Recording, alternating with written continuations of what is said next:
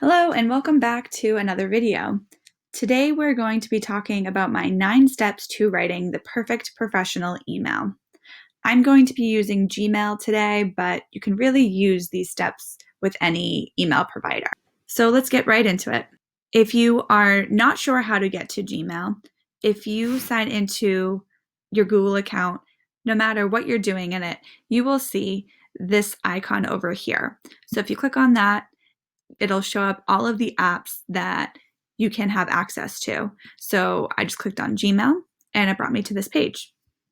So to start off, we're going to be hitting this compose button and you'll see a little box like this pops up on your screen. My first step is to add a subject to your email. Now, the subject should be the reason that you are writing the email in the first place, and it should be connected to the body of your email, which we'll get to that in a couple of minutes. If you are struggling to think of a title, it might help to write the email first, as it will give you a better idea of potentially how to word the subject. But try not to overthink the subject. Anything such as, let's see, what if we could do a question about class on the 10th of September. If that is appropriate, if you have something that you have some questions on from this particular class, that could be the title. You could also say something like extra help session. If you are trying to set up some extra help time with your teacher, you can title it something similar to that as well. So for the purpose of this video, I'll just leave extra help session as the title. Step number 2 is the salutation. So this is the first line in the email. Usually it'll say, Dear Mr. or Mrs. So-and-so. So let's see, the purpose of this will say, Dear Mr. Jones, let's say. Always make sure that you have letters capitalized that should be. Make sure that you spell the person's name correctly. This is a big one. I often will see students misspelling people's names. So just make sure that it's spelled correctly and that anything is capitalized that needs to be capitalized. And then you always want to add a comma after your salutation as well. I usually will enter twice, so there's a space between my salutation and the body of my email. Now, as you are working on the body, this is the main point, or really the purpose that you're writing the email. So make sure that you use proper grammar. Don't use any abbreviations that you might use when you're texting. Just make sure to be as professional as you can. Depending on why you're writing this email, the body might be a little bit longer, might be a little bit shorter. The length doesn't really matter as long as you say what you need to say and you say it in a professional manner.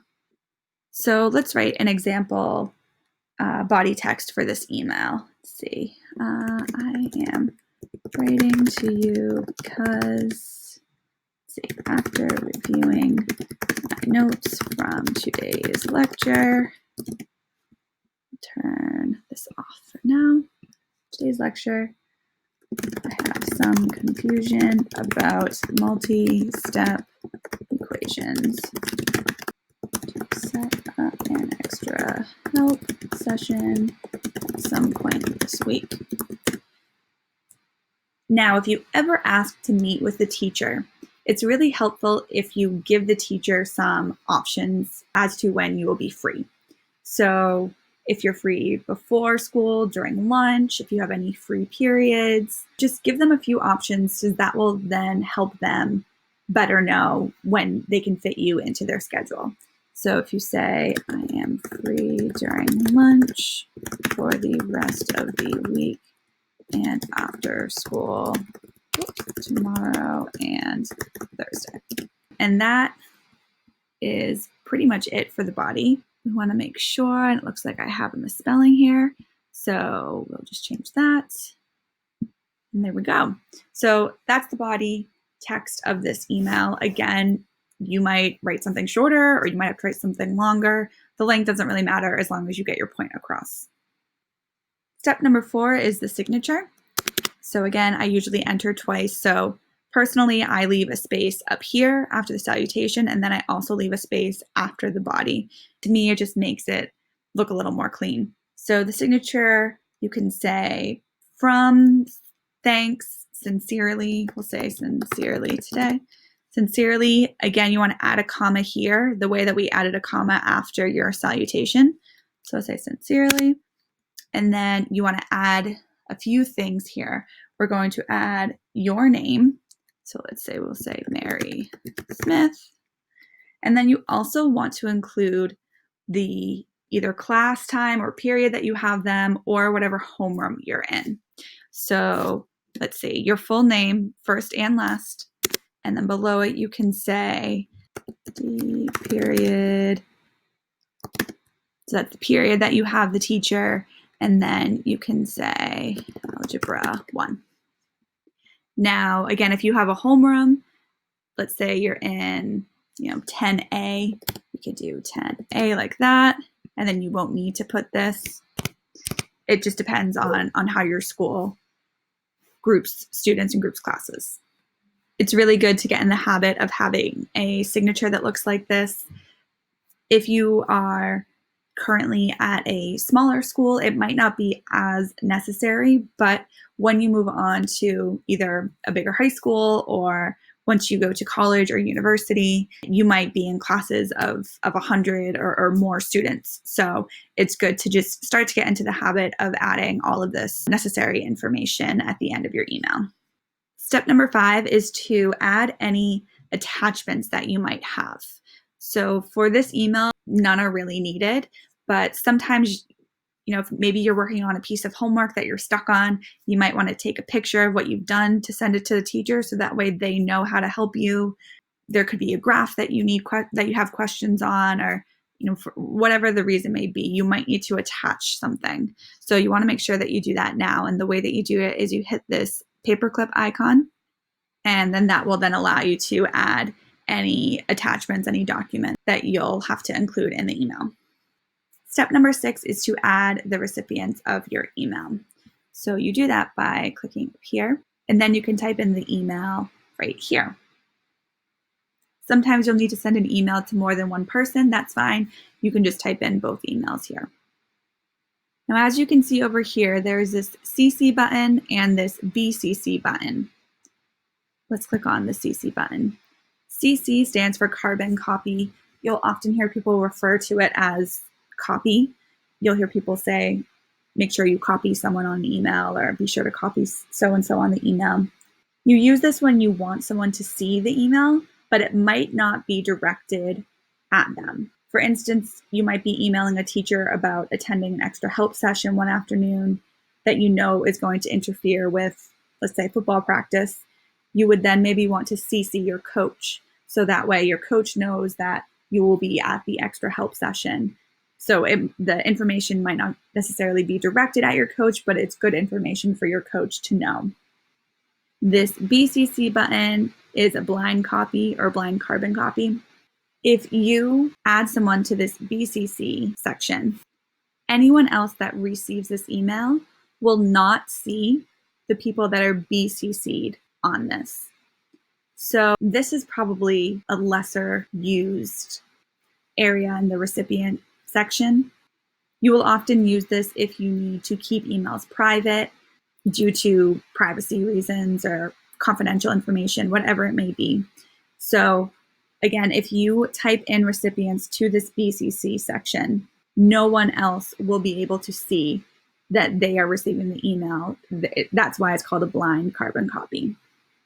Now that we have finished writing the email, I have 3 more steps to discuss with you. Step number 7 is to always think of your email as a draft. I say this because oftentimes I'll receive emails from students that have spelling mistakes or grammar mistakes, or just the writing itself is a little bit confusing to understand. So I recommend reviewing your email a total of 3 times. The first time is to actually just write the email, get down your thoughts and ideas in draft number 1, let's call it. When you go back a second time, I recommend making sure that there's no spelling mistakes, no grammar mistakes, and to also add any attachments that you might need to. And then the final third time should be, and usually is, the last time, because at that point there should be no grammar mistakes, no spelling mistakes. You're really only going back a third time to make sure that everything is 100% done and it is in perfect condition. As you saw earlier, when I had a spelling mistake, a colored line came up underneath one of the words. If for some reason that doesn't happen in Gmail, if you click on this 3-dot button over here, you can also check the spelling by clicking this button as well. In other email providers, there's a similar spell check button, or it might even just automatically come up. Step number 8. If you notice, my last step in writing this email was adding the recipients. Now, I did this on purpose. When I'm writing an email, I usually hold off on adding the recipient until I've done everything else. The reason why I do this is because sometimes you can accidentally hit the send button too early, or you might forget to add an attachment, or it just might not be in a perfect condition or in the condition that you would like. And so if you were to hit the send button before a recipient is added, you usually will get a notification reminding you to add the recipient. If you had already added the recipient and you hit the send button, too early or accidentally, it'll obviously send what you have. So just in case the email isn't 100% what you want, I usually don't add the recipient until I know that it's 100% complete. So that way I know and am comfortable with sending what I have. Step number 9. Now, this is my last step, but it is a very, very important one. You always want to make sure that what you put in writing is factual. When writing, always assume that what you write could be sent to someone else. Oftentimes, especially in the workplace, emails are forwarded to other people if there needs to be any more clarification, or if other people might need to know the same information.